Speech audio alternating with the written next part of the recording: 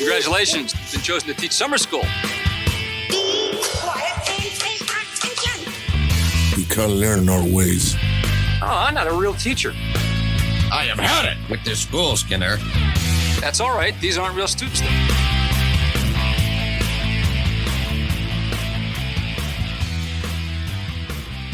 Hello and welcome to the Dune Minute Podcast, where this time we're diving topic by topic into the Dune universe as a whole. I'm one of your hosts, John. And I'm Zach. And we are back with another episode of Summer School. How you doing? I am doing wonderful, my friend. Yeah? It's been a little while, a couple weeks since we sat down and recorded. 1 week since you looked at me? Something, arms by the side, you're angry. I don't remember the words of that song. It's the Chinese chicken. Oh, yeah, that's right. Yeah. No, I'm doing great, man. I know it's everyone's favorite thing that we talk about, weather in Atlanta. Yep. It's 70 outside right now. Yeah. This is bullshit. It's 70 in February. It's been a wonderful week of weather here. I've gotten out and played tennis about 4 times this past week. Yeah. And it has felt phenomenal. I'm not playing with anyone. I have my little pitching robot that I play against, and somehow it always wins. I think the Butlerians would have something to say about that. Put your hand on speed dial. Yeah, it's been good. How you been, man? Been all right. Just been busy with other life things, but still making time for Dune. Obviously, we're here right now. Yep. We have a lot to talk about today. This is going to be a fun one, man. Yes. So before we started recording, we're just kind of making some jokes about, the subject for today's podcast. And we are, I want to say that we really thought deeply about the order of our summer school episodes. Mm-hmm. We didn't. We spent all of 30 seconds on them. But I would say closer to 2 minutes, but okay. Let's not splitting hairs. We'll go down the middle, minute 15. Anyways, we are kind of segueing perfectly into the foundation of the Spacing Guild today. Yeah. Last summer school episode, we left off with the Butlerian Jihad and how that ended with the decimation of our good old man, Holtzman. Mm-hmm. But with the end of the Jihad means no more computers on ships for interstellar travel. We got to figure out a new way to move across the galaxy and the universe. Yeah. I think we would do well with a slight refresher on how interstellar travel existed. Yeah. Post Jihad, but pre Guild. Okay. Go for it. There's this weird middle ground time. So before the Jihad happened, interstellar travel was largely restricted to just star systems. You couldn't go from across one side of the galaxy to the other side. You're hopping from system to system. Yeah. So they had a lot of, I guess the equivalent today would be like regional delivery carriers. Okay. So there was no such thing as this is very American centric, but UPS or FedEx or DHL or anything like that. Well, DHL would be more international, yeah, for sure. But yes, I know what you mean. But they had just the very regional carriers. Yeah. Once again, I work for a delivery company, so this stuff is always front of mind for me. When the Guild came along, that is like the introduction of those like international couriers, their international carriers and everything. But before that, just very localized stuff. One that gets called out very often in the Dune Encyclopedia, which all of this information that we're going to talk about today is coming from the encyclopedia, is the Transcom company. Okay. We talked a little bit about this in the Butlerian episode with their centralized computer aptly named Centrans. Yep. On the artificial satellite of Xenophon. I think we made some aliens jokes about that. Some dumb aliens jokes. we make so many dumb jokes. I'm now realizing that I'm almost positive we've made that same bare naked ladies joke like at least one other time throughout other episodes that we've done. Yeah. If we had a counter about how many times we went back in reality, oops, there goes gravity, it would be a pretty high counter. It would be at least like 4 or 5. Yeah. So I am not ashamed. I apologize for nothing. So Transcom is the company that gets called out in the encyclopedia about kind of how, as a good example of what these regional carriers, how they operated. Yeah. These regional transport, whatever you want to call them. All of the ships that they used were based off our boy Holtzman's technology. Gotta love him. Communication. So if you remember those, like the first, second, and third degree Holtzman waves. Yep. I believe it was the third dimension of the Holtzman waves that provided the suspensor nullification effect. Yeah. And that is what made interstellar travel possible with the aid of computers. Yep. Because people can't predict the movement of planets nearly as well as computers can, especially when you're considering hundreds or thousands of these bodies in space. Yeah. So exactly. So Centrans was the computer that coordinated all of Transcom's ships using the predetermined, they call them mail drops. Okay. So it's just like stops that that the ships would come out of travel, and I guess this is a good time to introduce a concept that we haven't talked about before. Okay. And it is the concept of the void. Yes. Now, I don't know a lot about this Okay. because there isn't a lot written down about it. Okay. I'm hoping that you know a little bit more than I do. Probably not, but Okay. So, let's figure it out together. yeah, we're going to make some guesstimates here. So when a ship starts to travel and they drop into hyperspace, according to the Dune Encyclopedia, they go into this thing called the void. Okay. And it is what allows them to pop up in another part of the galaxy. If we want to talk about the folding of space, where you have, if you picture space on a flat piece of paper, easiest way to get from, one side to the other is to fold it in half. Fold the paper, poke a hole through it. That's your wormhole. Yeah. The space that exists between those two holes in the folded space, that would be considered the void. That is my understanding. I could be very wrong about that. Okay. The understanding that I had was more in line with like the explanation from the movie Interstellar, how like between dimensional spaces there's essentially gravity that exists, which allows you to travel at accelerated rates over shorter distances to then go that longer distance if you go down a dimensional state. So it's like a 3.5 dimension that then compresses everything and moves everything faster together. That makes more sense. Okay. Yeah. Okay. To me, that's kind of how it read, where you're like passing between dimensions. Yeah. Okay, cool. I like that. I could be very wrong on this though. Well, I think of the two of us, I like yours better. So we're going to go with yours. But in the same sense, like what you just described is also kind of that space too. So I don't know. This isn't my area of expertise. I just like Dune.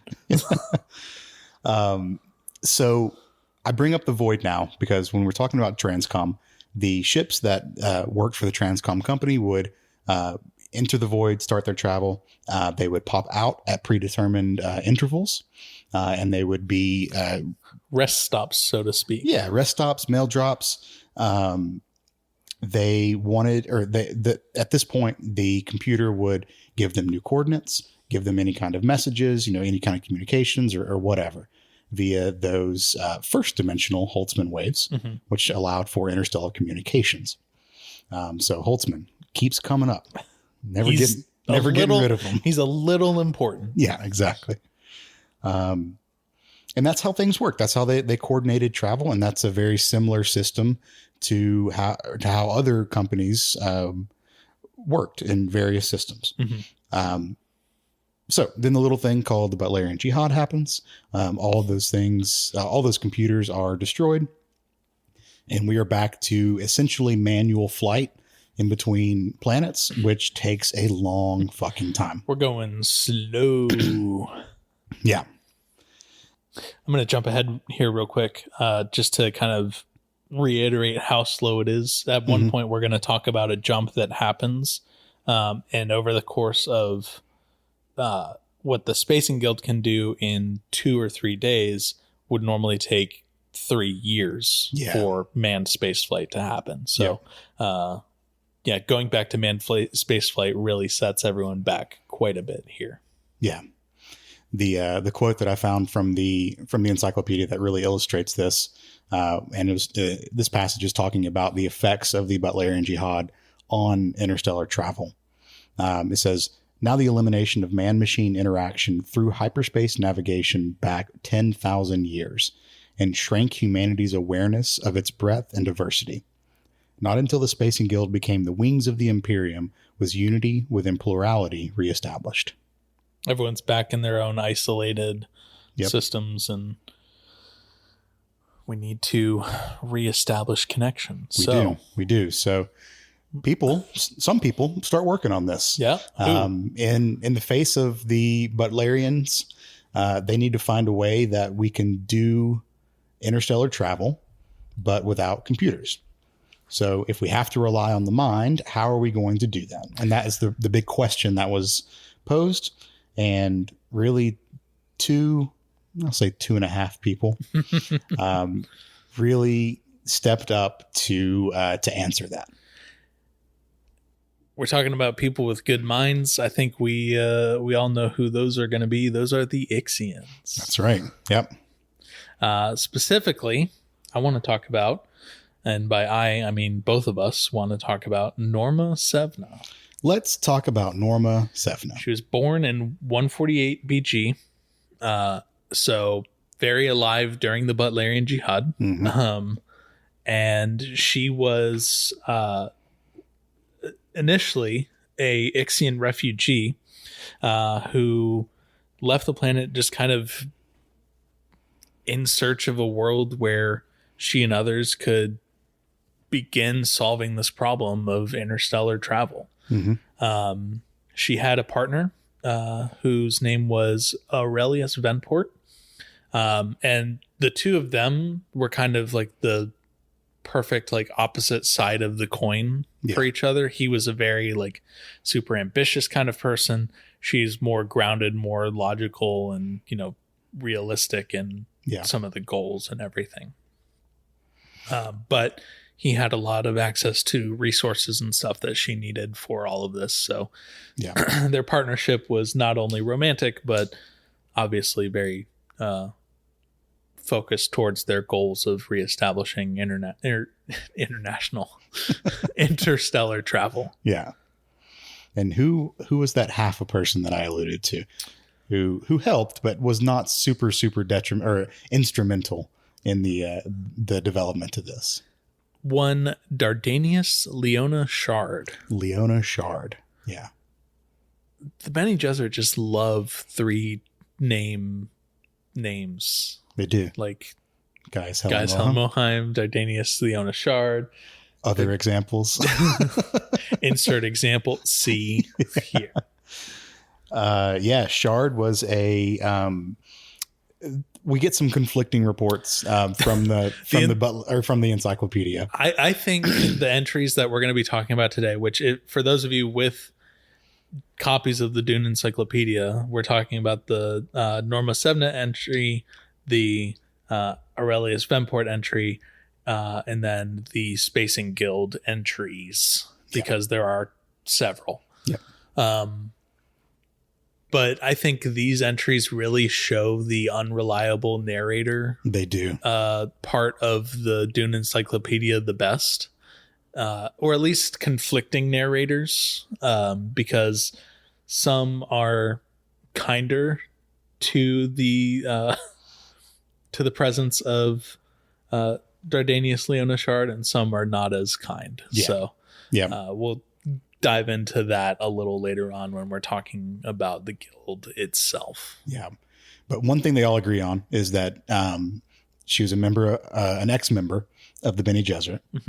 Sorry, I caught myself. I was going to say they don't agree on that. Well, that she is/was a member of the Bene Gesserit. That is what they agree on. They agree that she's associated with the Bene Gesserit to some extent. Yes. Whether she was disgraced or put there purposefully, which is kind of where my mind goes. I'm kind of in that camp, but we'll get to that later. Yeah. That's up for debate. I feel like everyone that's listening should just go ahead and get the cork board and the red string out now, because we're going to need it probably. Yeah. I think they do all agree, though, that Norma Sevna came into contact with the spice through Leona Shard. They don't. Well, okay. Yes, I know about the theory that they just happened to find it, but I don't give that any credence. I am in the camp that without Shard, there is no guild. Yeah. But we'll get into the other arguments later. Yeah. The point is that Norma Sevna and Dardanius Leona Shard get very close with each other, and they begin working on this project with Aurelius Venport. When I say that they're working on this project with Aurelius Venport, I mean Leona Shard and Aurelius Venport are both working with Norma Sevna, but they're not all three working together. Yeah. And this becomes a point of contention later on. I really got they were roommates vibes from reading this stuff between Sevna and Shard. They were roommates. Yeah.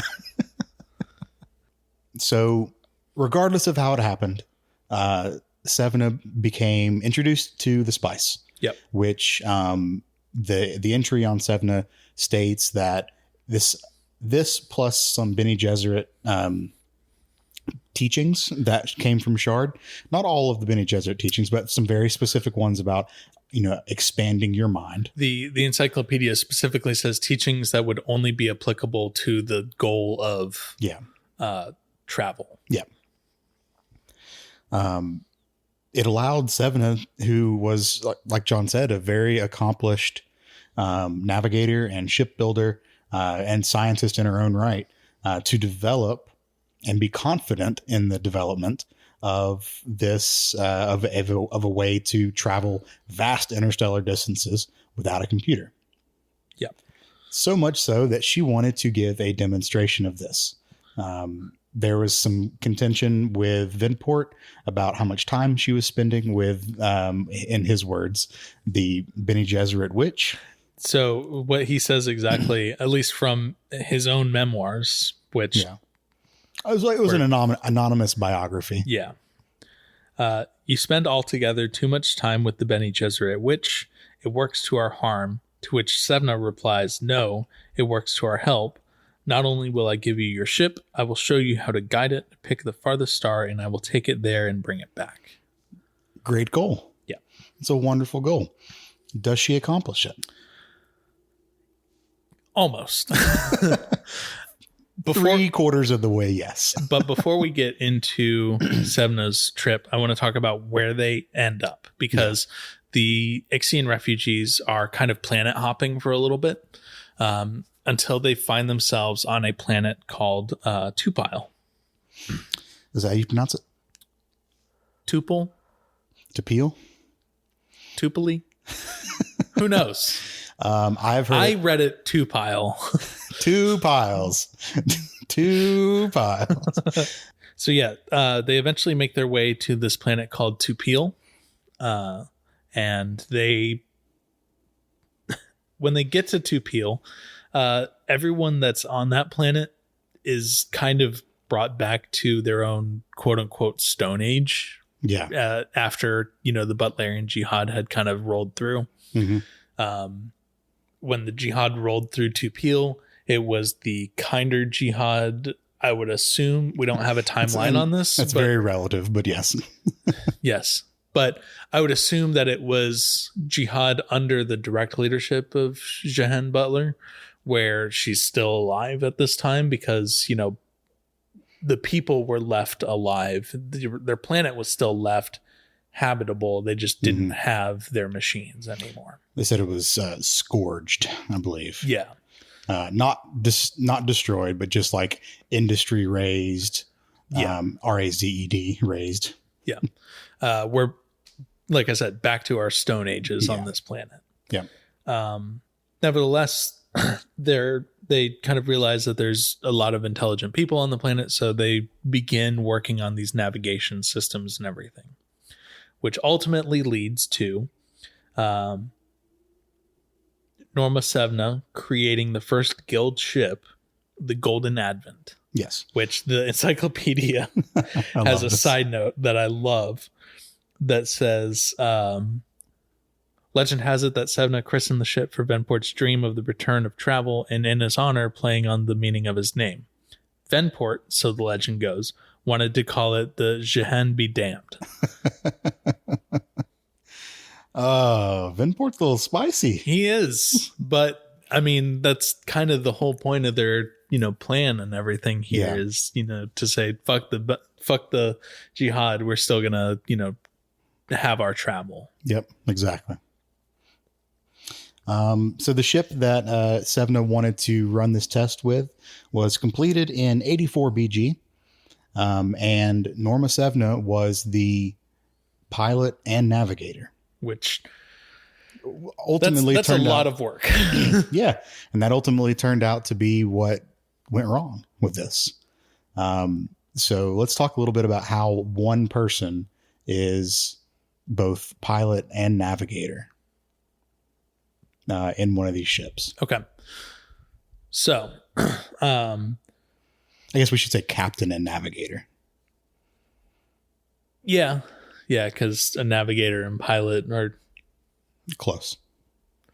We'll dive further into the distinctions later on when we're talking about the actual guild. But for all intents and purposes, she's captaining the ship while also flying it. So first and foremost, she had to be induced with spice. But there were also terminals that were put into either side of her brain in either hemisphere. So that way she could basically physically link herself to the ship. Yeah. In my mind, it's like Frankenstein's monster kind of thing. Just like some poles sticking out of her head. Yeah. I know that's a very dumb image, but in my mind, it was kind of the Matrix with the giant spike that goes, because they specifically say that it goes into the cerebral cortex. Yeah. So yeah.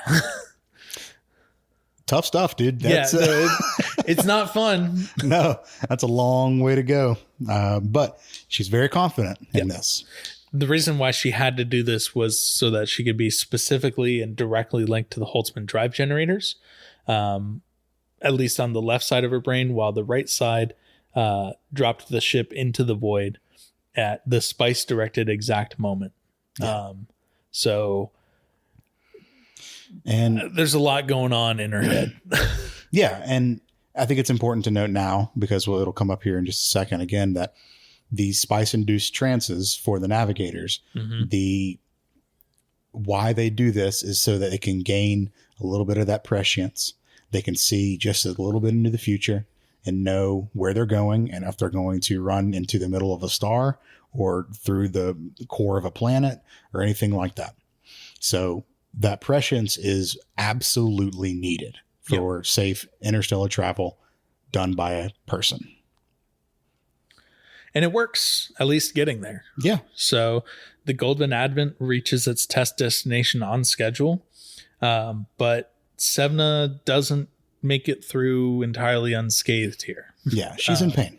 She's in a lot of pain. And one of the weird things is that the spice prescience also began letting her know when her brain would feel these weird like electrical impulses from directing the ship, which in turn would cause her to avoid those electrical impulses and then re-navigate the ship, which would then cause her to avoid more impulses. And then it becomes this giant concurrent feedback loop. Yeah. So much so that it drives her brain to the point of insanity on the return trip. Yeah. And she begins maybe not insanity is the right word, but it drives her brain into overdrive, shall we say. Yeah. And she begins suffering these like crazy heavy seizures. Yeah. Yeah. They said it was on par with like a grand mal seizure, kind of epileptic episode. Yeah. She gets her diagnosis for that when they land, but on the return trip, they have to essentially shut her down and put on the emergency backup systems and then just manually fly home. Yeah. It's not great. But she did it. Yes. And that was, I'm not going to say that's the important part, but you know, she proved she could do it. It is possible to have a human directed interstellar travel across vast distances within a matter of days. Except maybe we don't have one person pilot and navigate at the same time. Yeah. But Aurelius Venport, being the ambitious person that he is, isn't happy with the fact that Norma Sevna did it first. No, he's not. So this flight left Sevna in not necessarily a comatose state, but something close to it. They describe it as induced cortical epilepsy. Yeah. The encyclopedia specifies that she fell into a depression after this, which understandable, and retired from active life. We will talk here in just a second about Venport, but when everything went down with him, and he ultimately disappeared, sorry, spoilers. Wow. Her health declined rapidly, and she died in 78 BG. Yeah. To help kind of treat the seizures that she kept repeatedly having even after this trip, they tried like a bunch of different therapies, and ultimately like none of them were working, and they just went to the point where we're like, all right, cool, we're going to cut the corpus callosum, which is the part of your brain that connects your two hemispheres together. We're just going to cut that out. And even still, she was just permanently fucked up from all of this. So it wasn't like a happy, you did it, now you can retire. Yeah. Like, yeah, you might be a little sick long term. No, you're like a lot sick. Yeah. You're not doing good. And yeah, her health just never regained back to where she was. And in 78 BG, she died. Yep. Now, before we go to Aurelius Venport, I think it's important because without Norma Sevna, she is the catalyst for the Spacing Guild. Her contributions to everything that she had done here is so incredibly important that, even the encyclopedia is like, it cannot be understated how important Norma Sevna is. Yeah. So shout out. She's a real one for sure. So let us turn our attention now to her counterpart, Aurelius Venport. A real vindictive one. Yes. Also Ixion, scientist explorer, where Norma Sevna was called the foster mother of the Spacing Guild. Venport is called the foster father of the Spacing Guild. And the encyclopedia goes a little bit more into his backstory, which I appreciate. But I think it's similar to Sevna's. It is, but the encyclopedia brings up something specifically with him that it doesn't with Sevna, which is one of my favorite things that we're going to talk about today, the Society of Mystic Mariners. All right, we'll get there. The story picks up with Venport as he is a refugee from the Richese. Richese? Rich cheese. Riches. How many ways can we say it? Who knows? The righteous. All right. So the encyclopedia story picks up with Venport saying that he is a scientist refugee from C.H.O.A.M that was settled on the abandoned planet of Komos, which was renamed Ix. That should sound familiar. Because Komos is where Jahan Butler is from. Yeah, look at that. Komos was the vassal planet to C.H.O.A.M. Yep. It's all coming together. A very smart young man in his life, and linked up with Sevna because of the shared desire to answer that question of how do we reestablish interstellar travel. By 110 BG, his ambition, I guess, had outgrown Ix, which is crazy to think about. Especially, from the perspective of knowing just how far the Ixians push everything further down the line. And by further down the line, I mean like 14,000 years down further down the line. Yeah. They don't stop fucking just growing. So if this guy's outgrowing Ixians, he's at least the Ixians that he grew up in. He was outgrowing them. And they encouraged him to go find a place where he could, pardon the pun, spread his wings and really explore and do the things that he wanted to do. So the Arulian Exiles is what the group of people that left with him are called. Yep. And they spent a number of years looking for a place that had good bones, I guess you would say. And when they found Tupil, they found the planet that had good bones. It had a population. It had something of an existing industrial system, even though it had been raised by the Butlerian Jihad. It had that scientific community. Yep, already had the scientific community, and it was a really, I guess, fertile ground that he could build and just do all the weird tests and things that he wanted to do in true Ixian fashion. Yeah. Well, in true Ixian fashion, Aurelius Venport presents himself as himself and the Aurelian exiles as the saviors destined to restore the planet's science, bringing back the wealth and leisure they had known before the jihad. Right. And that is direct from the encyclopedia, because what a way to describe it. We love messianic savior figures just showing up, don't we? They have historically been great. There's never been a problem with them before in the past. And this is where what you mentioned earlier comes into play. The organization, the quote unquote quasi-religious organization of Ixians that led by Venport was called the Society of Mystic Mariners. What a name. So good. Also, I'm going to do a little bit of fourth wall break here. The encyclopedia was written in 1984, or published in 1984. Yeah. The Society of Mystic Mariners is the most like late 70s, early 80s sounding name I've ever fucking heard. Yeah. No, that's some like, that should be like a Zappa album. I was just going to say that's some prog rock ass like naming right there. So someone called Genesis. Yeah, right. Get David Bowie on the line. They would eat that shit up. Regardless, great name. So the first iteration of the guild, as we would later come to know it, had the title of the Society of Mystic Mariners. They should have kept it.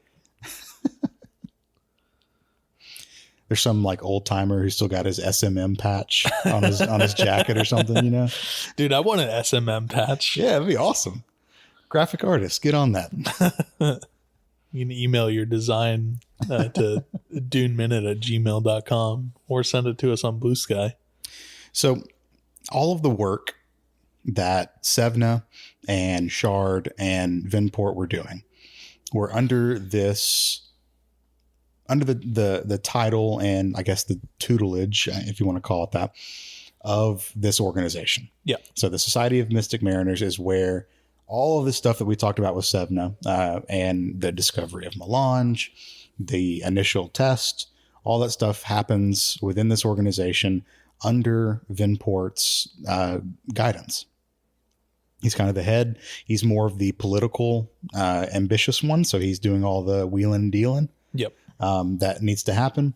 Sevna is described as his political handbrake or dampening thing. Just, she holds him back from doing all sorts of crazy stuff. She's the more level-headed of like the we two. said, she's the rational other side of the coin to his existence. Exactly. So then we come to Vinport's side of Norma's test. Yeah. When Norma returns. Yep. All fucked up. Yeah. You had mentioned earlier that he is a prideful person. Yeah. And this whole thing just, it cucks his pride is the best way that I can describe it. Like, he wanted to be that dude that did it first, and fucking Norma Sevna did it instead of him, and he got all pissy about it, and he was all angry and, nah, fuck this. I'm going to do it, but I'm going to do it better. Even though this person is his, for all intents and purposes, wife, he's just like, yeah, no, fuck this bitch. Which, great way to be after she comes back completely, like, horribly fucked up from this trip, too. Yeah. So, did you read that quote from the encyclopedia that said, it said, never has one man traveled so far only to realize on reaching harbor that the real captain had been Penelope. Yeah. Now, I'm going to show my ignorance here. I don't understand the Penelope reference. I'm assuming it's to the Odyssey. Yeah. Okay.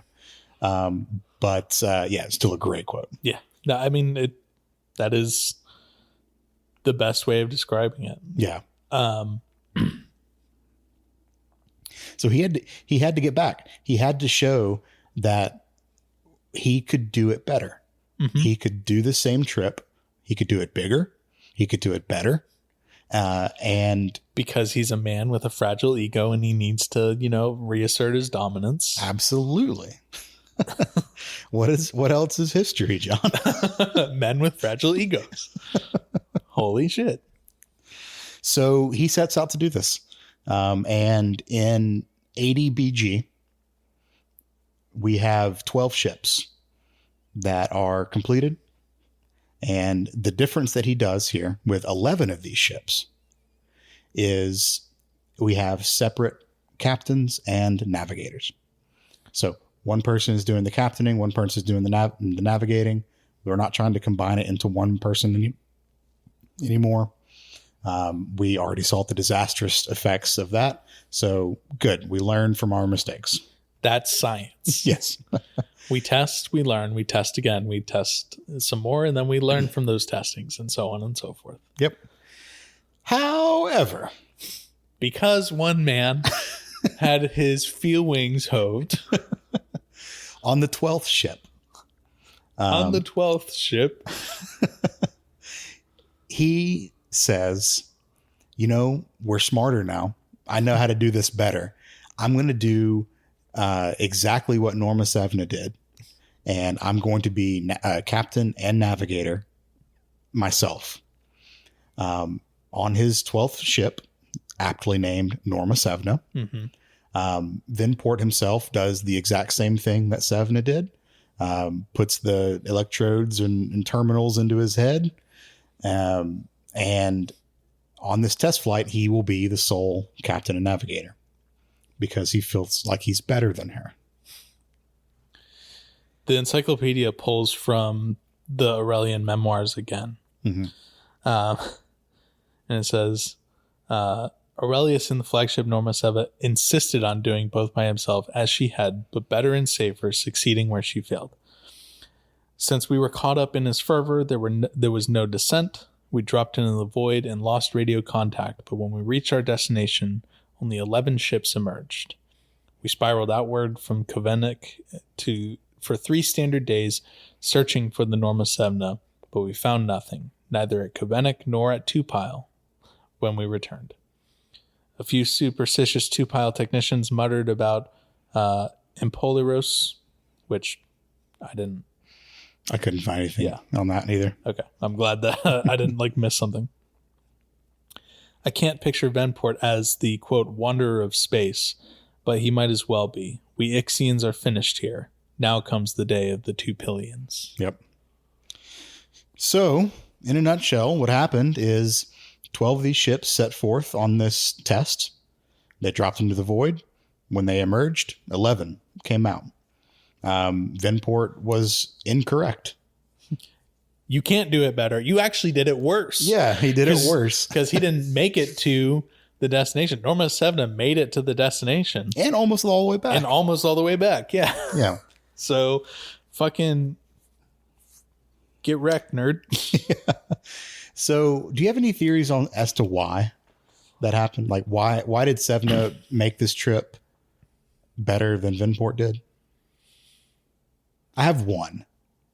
Is it going to be something to the extent of how Bene Gesserit teachings had been more aligned to female physiology? Oh, no. That's a good one, though. Oh. It was almost that. I was going to say she had more experience with spice-induced trances and Bene Gesserit training. Yeah. Not necessarily that it's more in tune with female physiology, but that fits really well into all this. So, yeah, I think she was just destined to do it better. And she did. Yes. They both paid for it, but... Yep.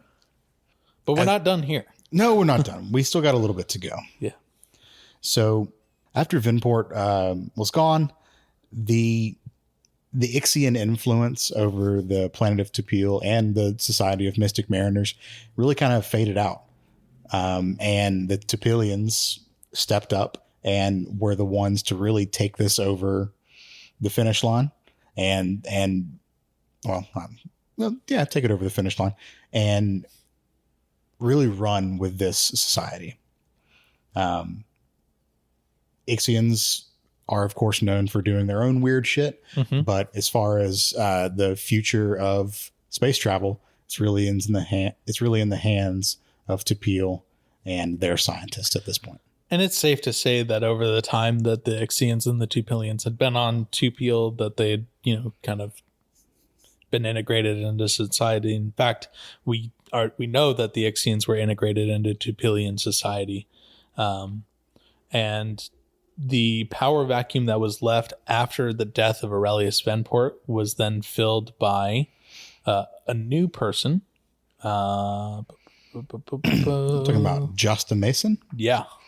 Okay, so we are switching gears. Sorry, Freelo Mason. Freelo Mason, Justa's father. Justa's his son. Yeah. Okay, so we're switching gears here a little bit. We are now moving into what is officially the foundation of the Spacing Guild as we know it today. Yep. All that stuff about Sevna and Venport, that's all just context. It's very important context. Everything from the last two episodes of Summer School, that's just context. This is really what we wanted to talk about. Spacing Guild. Oh, just wait till next episode.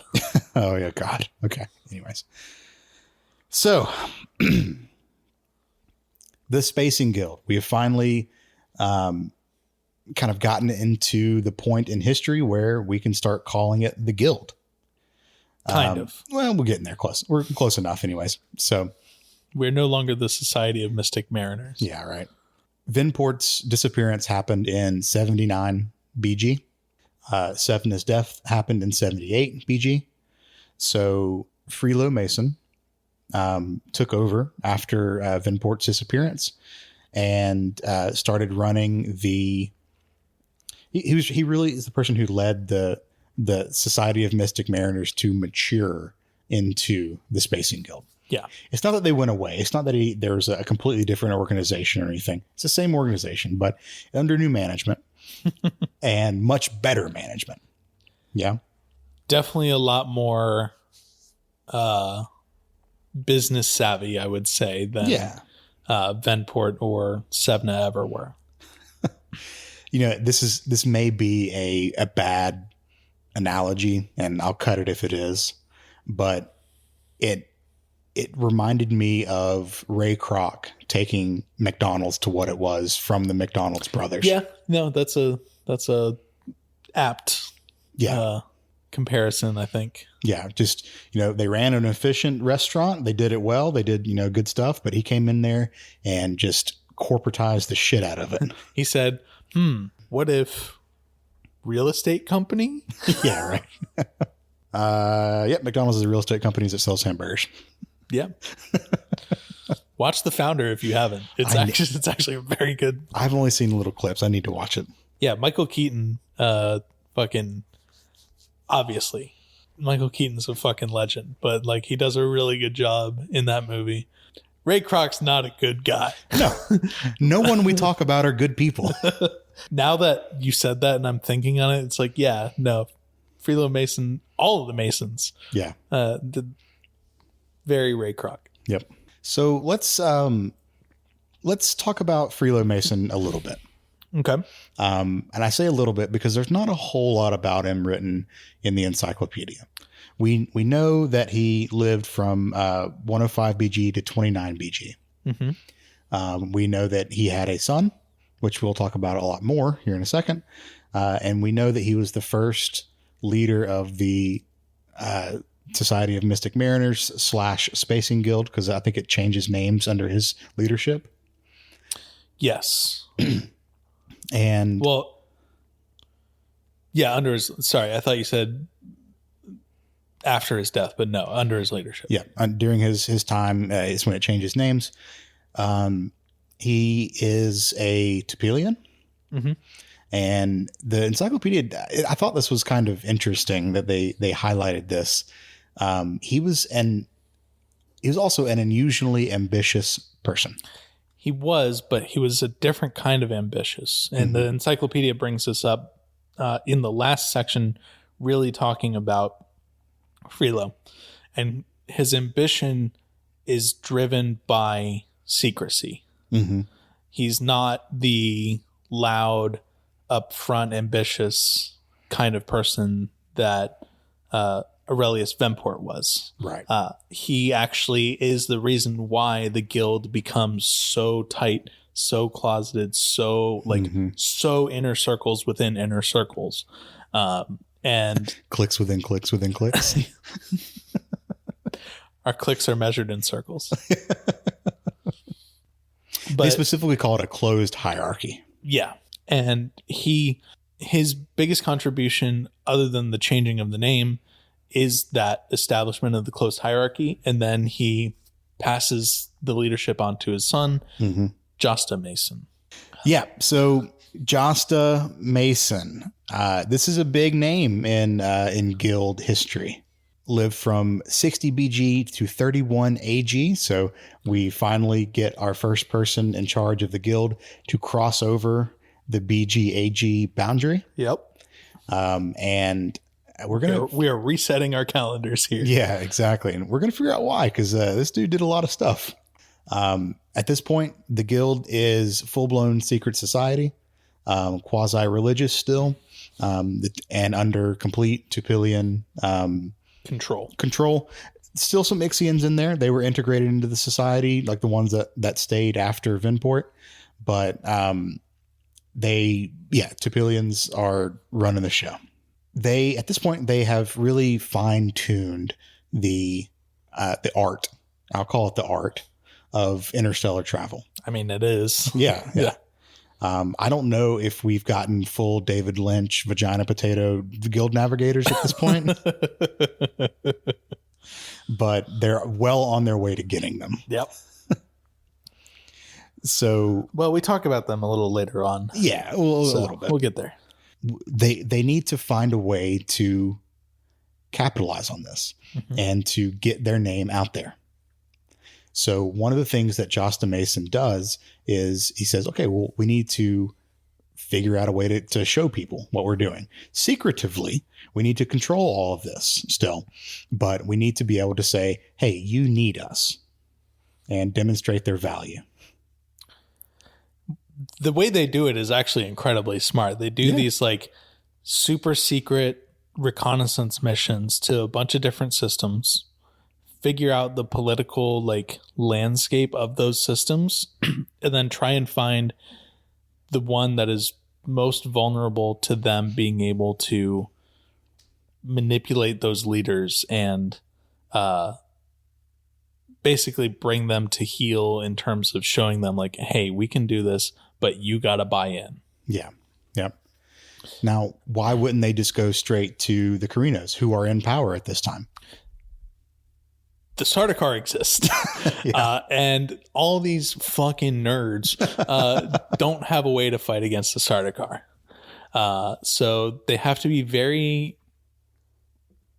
selective, careful in their calculation of who they're bringing in, build up enough importance and influence first before their presence is known to the Karinos. Yeah. Because if they are too important to overtake, then the Karinos run the risk of trying to overtake the guild and then all the greater houses going absolutely the fuck not and shutting the Karinos down. Yeah.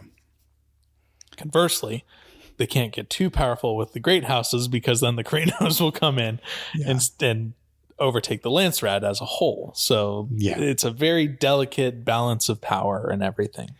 They have to be able to show everyone here needs us, but we need to remain independent. Yeah.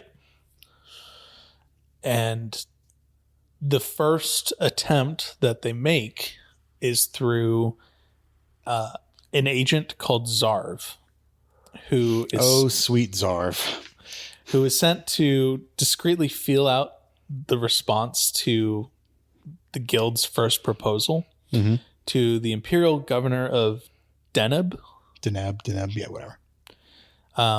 Their original idea was, we propose this to this Imperial governor, who then takes it to his higher body and they work it out. Yeah. Nah. This governor's like, nah, fuck you. I'm going to interrogate the shit out of you and figure out exactly who your masters are. Because the thing is that Zarv receives his instructions and everything not face to face at all. It's just by like radio communication. Yeah. Yeah. And Zarv is basically a salesman. Yeah. For the guild's product. He has never stepped foot in Guild HQ. He's never seen anyone. He just got sent a package of literature in the mail and said, hey, go to this people, sell them on the pitch, and make them, buy into this whole organization. Here's a box of Cutco knives. Pretty much. Give them.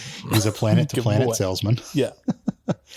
But the governor's like, nah, fuck you. I'm going to interrogate the shit out of you to figure out exactly what you know. Yeah. Except, so Josta Mason anticipated something like this happening. So in the radio transmission that Zarv receives with his instructions, he's also subconsciously given instructions to not relay any information whatsoever about the existence of the guild other than what Josta wants to be known. Yep. So Zarv, throughout all of the torture, is unable to say anything, and then he dies, which isn't a great start.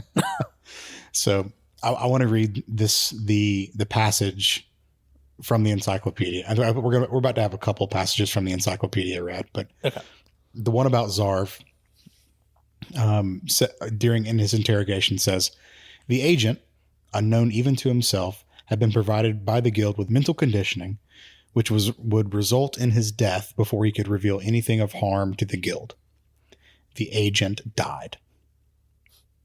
It's just it's so matter of fact. Yeah, it's a very unceremonious death to Zarv, which he didn't do anything. He was just a sales guy. Come on.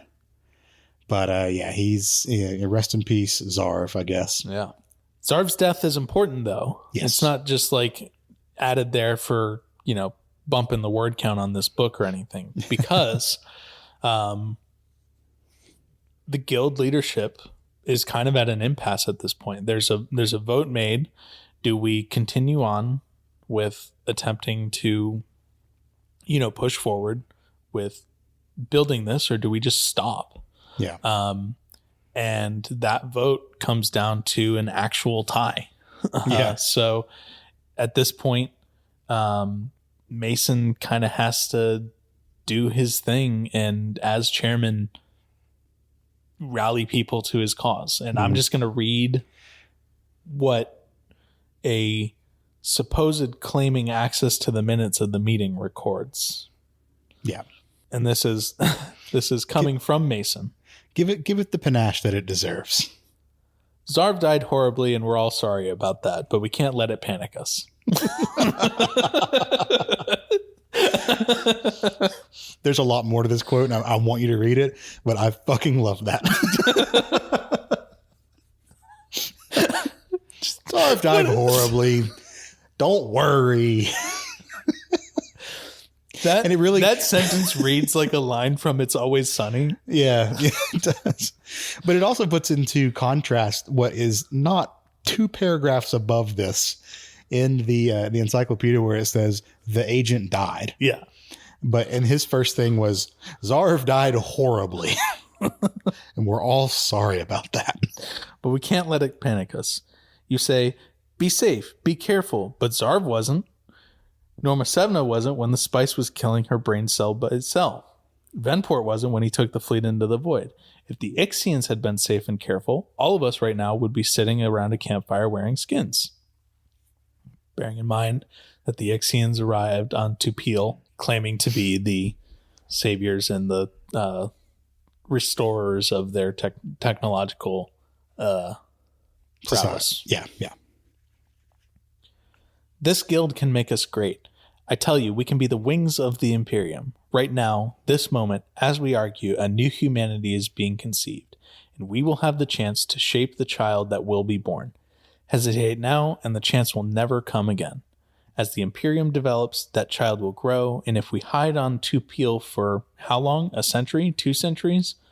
When we have come out of our burrows and look at him, we'll see that he can fly all right, but his wings won't be guild ships. And they can be. We can make those wings if we remember who and what we are and be bold. Woo! I'm just going to do a little good reading. Great speech. That is a wonderful speech. And the encyclopedia even says that the speech was so moving that they unanimously decided to continue to push forward. Yep. Man. But what a way to start it. Zarv died horribly, and we're all sorry about that, but we can't let it panic us. Yeah. So they reattempt this. They reattempt the same type of sales pitch to a society that is much more, accepting of the guild practices. And they send another emissary to a governor of Nabatea. Yeah. It's how I'm pronouncing that one. Who the encyclopedia says proved more temperate in his reaction. I would hope so. Yeah. No more Zarvs dying horribly, please. And we're all sorry about that. So even with a good sales pitch, the Nabateans were not exactly sold. They wanted a demonstration. Yeah. So this is now what you mentioned, I think towards At the top start of towards the top of the episode about the trip that would have normally taken 2-3 years. Mm-hmm. They take this governor of Nabatea to the Carino, to the Imperial Court. To the Imperial Court. 3 standard days. Yes. A journey which usually took 2 years. Yeah. This worked so well that this became standard practice for any society that they wanted to just demonstrate their power and their ability to navigate. They took them from wherever they were to the Imperial Court and back in a matter of days. Yep. Which is a hell of a sales pitch. It's worth noting, though, that when they take these people to the Imperial Court, they dock their ships in their Highliner, in the guild's Highliners. The ships are closed off from seeing anything. Yeah. and then they just appear. And then to get even more specific, a guild pilot takes whoever they're giving the demonstration to, ships. So the people are just locked in their rooms. And we see part of this, especially we see a lot more of this in 84 Lynch's movie. Yeah. And in the miniseries actually touches a lot on this as well. They don't see guild navigators. You do not see the inner workings of these ships. Someone takes your ship from the planet into the Highliner, which I believe they're using like some early versions of Highliners at this point. Yeah, they talk about the Highliners being spherical in nature rather than tube-shaped, tubular, boba straw, cylindrical. So yeah, they have no interaction with the guild operations, and that is how they're able to maintain their secrecy. And people think it's just magic. They don't know how the hell these people are able to do this. And that's the way they want it to be. They want it to stay that way. We need to maintain ambiguity to maintain control. Yeah. So it works. It works. And through demonstrations like this, they are able to get in front of Emperor Saudir the First. Mm-hmm. And, thus begins their play or ploy to be that third pillar of the Imperium. We have the governance, we have economics, and we have transport. So they are on their way to becoming the transport pillar of the Imperium. Yeah, I mean, it's a huge fucking deal. And when they get there, Saudir is kind of caught in a political chess match with the Landsrat, and because the guild just shows up, that pauses that chess match there for a minute, and they need to kind of reassess. Yeah. And Saudir is presented with, 3 alternatives to the situation. Deal with the guild on the basis of mutual advantage, seize the control of the guild for himself, or destroy the guild. And as we talked about earlier, the Sardaukar would easily take control of the guild, but then the great houses would rise up and fight back against, and that's not good for anybody. Yeah. And if you destroy the guild, you're going to piss off everybody. So you just kind of have to let the guild become a giant monopoly on space travel, and that's what happens. It's like consolidation of power is a bad thing. I'm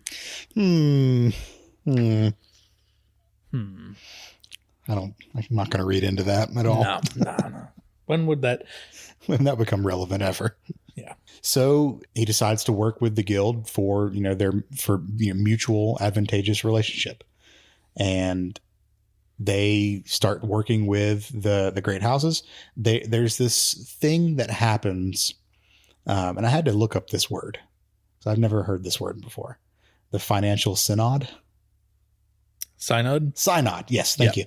Financial synod. That's a fun word. I like that word. So through this financial synod, it all kind of boils down to the Landsraad and the Imperium are working together with the guild. They have questions. They don't know exactly how it functions by design. Yep. But they say, you know what? Fuck it. It's just too good to you do not. your thing. We're going to pay you a fucking lot of money. Yeah. But get us from A to B. Yep. We'll deal with the rest. Exactly. And the guild says, okie doke. Cash, please. Yeah, money, please. Money me now. Need money. Me a money. Yeah. So, but regardless, there are still some questions, and Mason anticipated this. Mm-hmm. So, like any good secretive leader, you got to throw him a bone, enough to quell any kind of questions. So he gives them spice. Yeah, but with a very large asterisk attached to it. Yeah.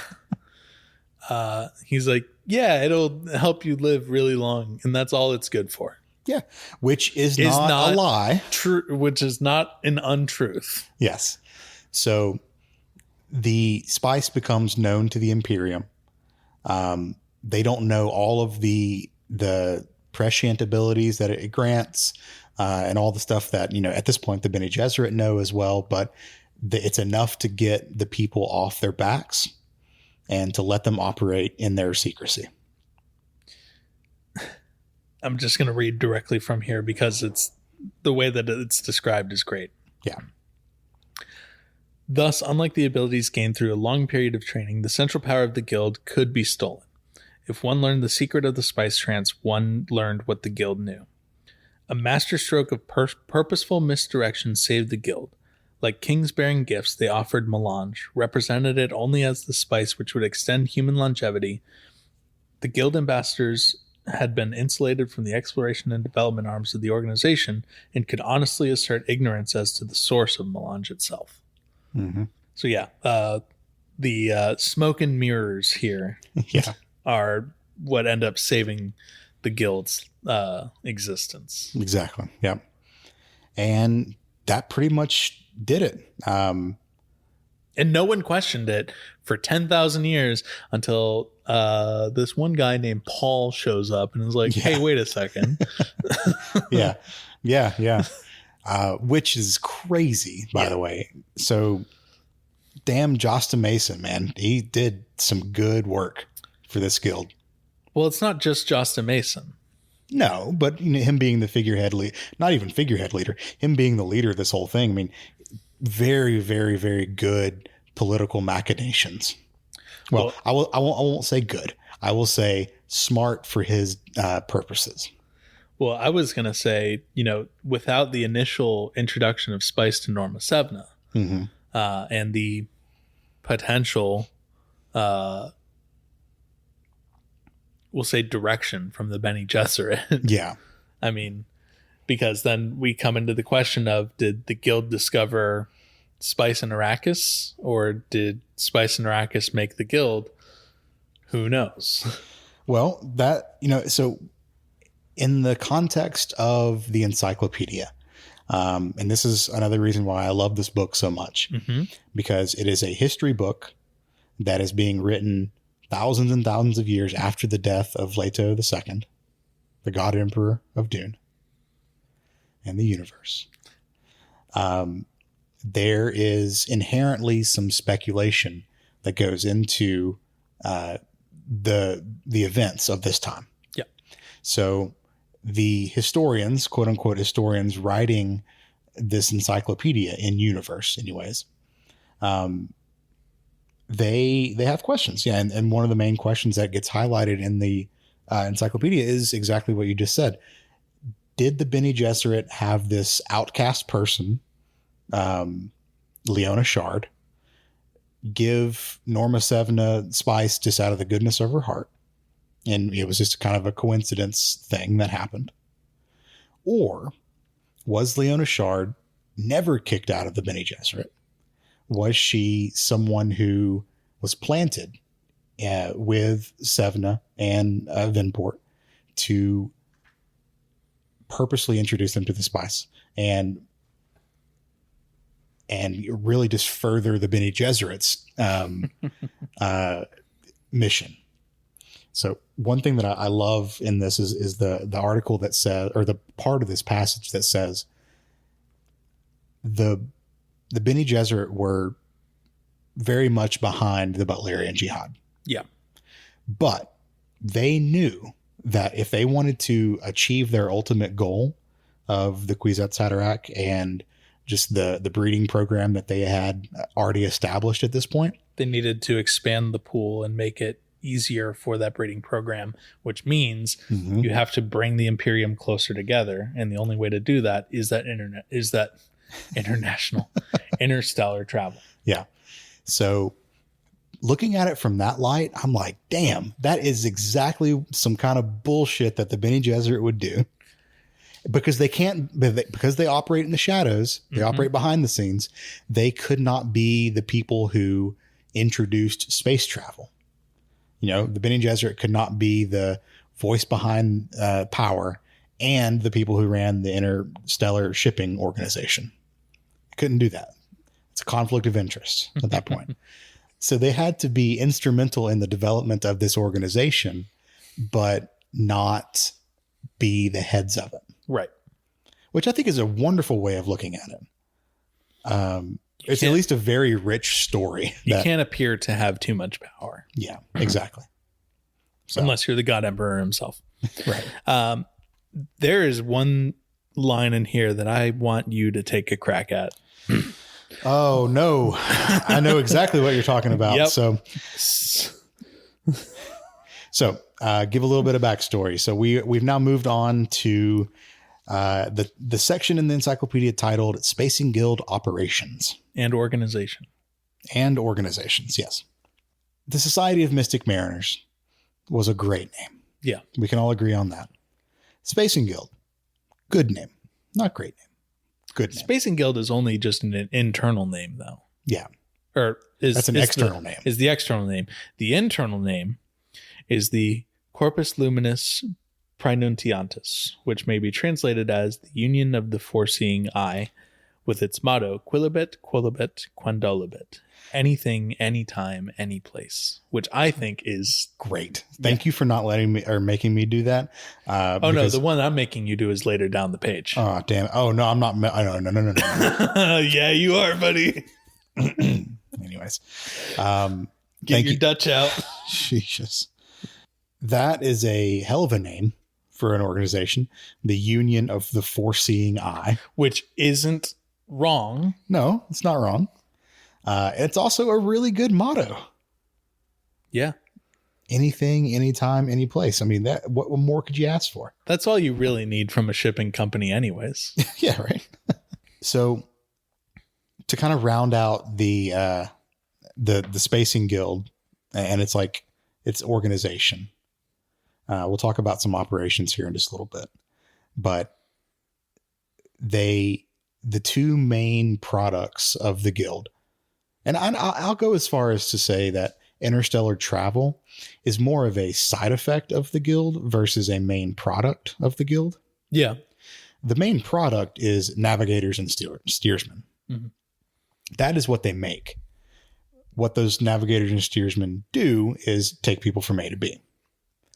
But that's just like the income stream that funds the creation of more navigators and steersmen. And other things, but we'll get into those later. Yeah, yeah. So the guild held the civilized worlds together until the invention of the Ixian navigation devices in 14,132. So we've kind of come full circle. Centuries after Leto II, the Ixians finally figured out how to navigate without spice, thus ending the monopoly that the Spacing Guild had for all of these years. So kind of full circle that it comes back to Ix, you know? It all comes back to Ix. Yeah. It started with Ix. It'll die in Ix. Dust to dust, ashes to ashes. So let's talk about some specific things that the guild does. And we talked a little bit about the discovery and use of melange. And there's this very fun saying that you'll have to go read because I'm not going to pronounce it. Give it a try. Give it a good college try. Okay. So this is again, please remember that the encyclopedia is written as a history book, written thousands of years after Leda. Mm-hmm. So this is a passage that is regarding a historical puzzle that has, really had historians scratching their heads about how the guild became associated with the spice. And as we just talked about a few minutes ago, I think both firmly believe that the Bene Gesserit were the ones that were like, yeah, here you go. Yep. I agree. Here you go, kid. Yep. So this is a Chaetanian proverb that is mentioned in the book, and it's why are you making me do this? Because I want to hear you try and say this. This is not in English. So no.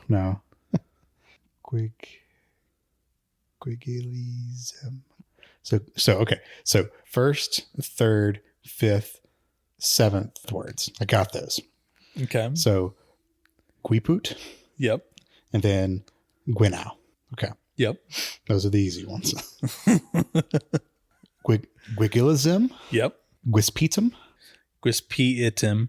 Is that okay? So 2 I's make a long I sound? Gwispii. Gwispiitum. Okay. Gwigiltium. Gwigiltum. Gwigilitim. Gwigilitim. Okay. So Gwigilizim, Gwigilitim, Gwispiitum, Gwispiizim. Yep. Whew. Okay. So, Well, let me go through the whole thing. all right. Okay. So this is the Caetanian proverb that's listed. So Gwiput, Gwigilizim, Yep. Guanau, Gwispiitum, Gwiput, Gwigilitim, Yep. Guanau, Gwispizim. Yep. Gwispizim. Gwynau.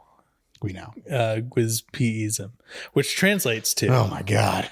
without guild, no spice. Without spice, no guild. Yeah. So they rely on each other. Yes. Thank you for making me do Torturing you through all of that. that. I do the editing, right? I could just cut all of that out. Oh, but don't. It's so I'm not fun. going to. That's fun. Yeah, I mean that is ultimately the realization that Paul comes to Mhm. at the end of Dune, Yeah. and That's his leverage yeah, that he uses to overthrow the spies or the guild's like monopoly. or at least control the guild to do what he needs the guild to do for his jihad. Mm-hmm. And that was the big secret. That is no longer a secret. So Yeah, exactly. So I don't think we have the time to go into all of the minutia. specifics of the Yeah, of the minutia that the encyclopedia goes through. man, But I wanted to I wanna talk about highlight- the organizational the org chart for the Well, fucking no, guild. I want to talk about it. I don't want to go through the details here. Okay. I want to say this is going to be further reading and some homework for our listeners. If they are interested in this, I implore you to find a copy of the Dune Encyclopedia, whether it's buying one, a soft or a paperback or a hardback version online. Spend a couple $100 there if you can do it. It's a cool thing to have.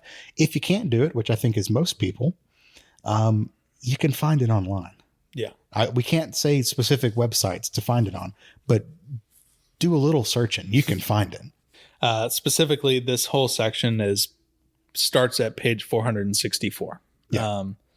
Technically 463, but you're just missing the title of the section and the term Spacing Guild. So Yeah.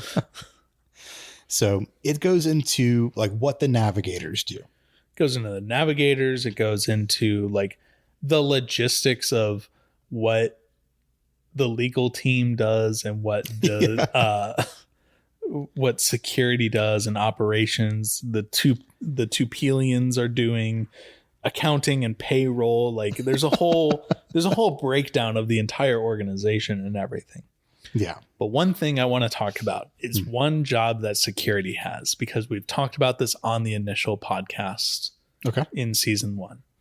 And it was the idea that you do not get the fuck off of your ship Yes. when you are being transported by the guild. So Yep.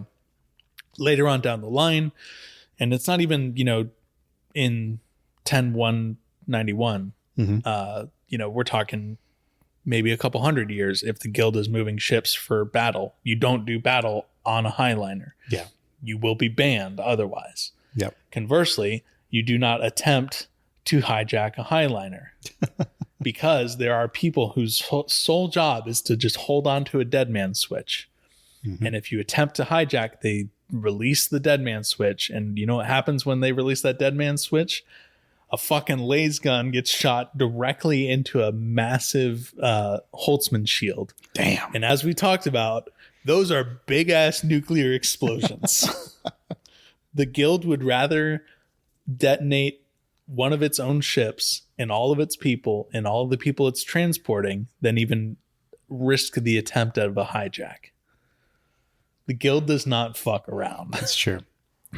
Man, that's so crazy. So it is again, I apologize for the pun, but a very tight run ship. There's another thing too that I wanted to talk about with navigation, because I think the book does a really good job of explaining exactly what a guild navigator is doing. Yeah. Okay, go for it. I'm just going to read it directly. Imagine a circus performer on the high wire. Suppose that the wire rocks back and forth, but in each hand, the performer twirls a barb, making himself a gyroscope and keeping his balance. Now, the wire begins to heave, to flutter, to bounce and spin and buck. But our balancer can see the future and can predict each movement to come, and can therefore place himself in the right attitude and angle, spinning his batons at the right speed and vector essential to remain upright. Picture such a performance, for we will never certainly see one, and you have a metaphor for the task of the Spacing Guild steersman at work. That's cool. That's really cool. It's a very easy way to describe it, I think. Yeah. Because everyone can imagine a guy on a tightrope. Yep. But we've all been there at, summer camp or whatever, or like some class activity where you're on something that's unsteady and like they begin shaking it and you kind of, try and adjust. Have you ever tried slacklining? No. What's that? It's think of like tightrope walking, but you're like 4 feet off the ground in between two trees. Yeah. No, I've done that at like summer camps where the rope is a foot or two off the ground. Yeah. Shit is hard as hell, dude. The core strength. Yeah. Anyways, yeah. So I have a little bit of experience with that, and yeah, that's a really, really cool analogy. I highly recommend people picking up a copy of this and reading through all of it, because it goes into some very, very cool, fun details that this episode I think would be 4 hours long if we everything. But they go into the order of operations for flight controls and how the navigator has to like do its thing and then give the all clear to the steersman. Mm-hmm. And then like the navigator drops them into the void, and the steersman has like a series of essentially laser pens that they use for adjusting, but then they also have to constantly be adjusting against the shifting weights of people walking around their own ships and stuff. And it's like, it's crazy, like how much depth they go into talking about all this. Yeah. And like Zach said, this would be a 4-hour episode if we talked about it all. Fun to point out that the same author who wrote the Spacing Guild Operations entry also wrote the Holtzman entry in the encyclopedia. So I forget his name, but we said it in the first episode, but we get some nice continuity there. Before we wrap up, we talked a lot about the guild's income streams and various sources of income. Yeah. One of them I just think is fun. Yeah. Is space tourism. Yeah. The guild just sets up for fun tourist lines. Yeah, so instead they're not always moving the Atreides to different planets and coups to overtake the Emperor. Sometimes you just want to take a vacation. Yeah. Carnival Cruise Lines expands to space. Yeah, pretty much. And it's interesting to note that this happened during the later part of Leto II's reign. Yeah. So this was he's already become God Emperor Worm. And the God guild, Emperor Worm. Yeah, God Emperor Worm. And the guild's like, shit, I guess we should take people to go see him.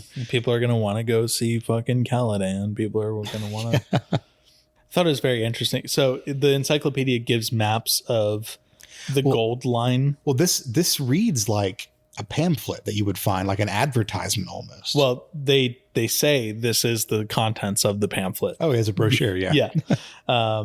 But yeah, they're like, yeah, you can go to Arrakis and Gadi Prime and Caladan and Liesco and, Corrin and all that. But also they have Wallach on there. Sure. Which I thought was very interesting that the Bene Gesserit would be fine with that. But also at this point, they've become so reduced in power. Leto's just been like, fuck you to them. Yep. So maybe they need the money. It's nice to see that they did offer some discounts. If you bundle, you can save. So it's a special 2-trip rate. If you buy Outward Passage for 2 or more stops at normal rates, you only pay half price for the return trip. Yeah. It's good on them. Yeah. They're not entirely cruel when it comes to, these discount plans and everything. Yeah. But still, this would be an extremely expensive vacation. So no, this isn't a family vacation. Yeah. One thing that I'm just going to mention, we're not going to talk about it because I know you didn't read up on this section, but there is a section immediately after space tourism. I know. Called, and I'm just going to read the name of it, Spice Effect on Polymathematical Development. Woo! I don't want to read that. Which talks about how the guild and other societies began using spice to manipulate unborn fetuses to essentially, by the time they're born, have the knowledge of an 18-year-old. Interesting. Which is effectively being preborn, but not with prescience. Just they're not stupid. Okay, they skip childhood. They did all their learning and everything, so they're just smart right out the womb. There's mathematical equations and theorems. I was about to say, I saw the equation and I went, I'm not reading that. Relating to the ratios of spice that can be administered. So that's fun. Well, that I think is going to be in your 300 level class, not the 101 class that we're in now. So what do you say we call this class done, and we'll get set up for the next one? We will. And the next one is also going to be a thick one, but the next one's going to be fun because we're going to have a special guest. Yep. Who guest lecturer. Yeah. Well, a guest professor, really. Yeah. For those of you who do not follow us on Blue Sky, first of all, you should. We have become very friendly with a fellow Blue Sky poster in the C.H.O.A.M posting community. C.H.O.A.M director himself will be joining us for our next episode of the Dune Minute Summer School, which is all about C.H.O.A.M. Yeah, let's learn some economics. So C.H.O.A.M director is an actual economist who is doing some really cool things, but I don't want to, take his thunder away from him or anything. But we'll be back with our next episode featuring a guest so we can talk a little bit about the creation of C.H.O.A.M and the footprint that C.H.O.A.M has, because the guild has a footprint, but C.H.O.A.M has its own footprint, and it's also just as big. Yep. Maybe bigger. Get ready for some real nerd shit on the next one. Yeah. Some economic nerd shit. And I'm excited because I love that stuff. I just do my taxes for me.